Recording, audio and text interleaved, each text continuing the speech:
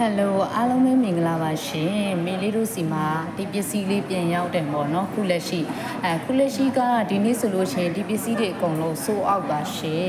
ဒါကနေတွေကိုအတီးတီးပို့ရမယ့်ပစ္စည်းတွေဖြစ်ပါတယ်အဲ့တော့တကယ်လို့ကိုမျက်နာမှာဝက်ချန်အစီဘူးမဲဆက်တွေရှိနေရဆိုလို့ရှိရင်ဒီပစ္စည်းလေးတွေကလုံးဝအဆင်ပြေပါတယ်အဲ့တော့မေလေးတို့ကုမ္ပဏီဒီပစ္စည်းကိုအဓိကရောင်းတာထက် customer နဲ့အသားရည်အဆင်ပြေမဲ့ပစ္စည်းမျိုးကိုရောင်းချပေးရဖြစ်ပါတယ်အဲ့တော့ customer နဲ့ဘယ်လိုမျိုး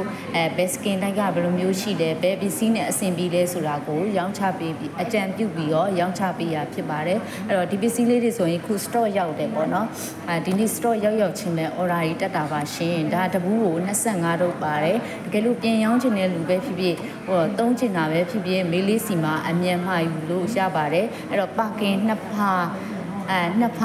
ရှိမယ်ပေါ့နော် ice stop ပြတ်ရင်တော့ခဏနောက်ထပ်ထပ်ဆောင်ပါမယ်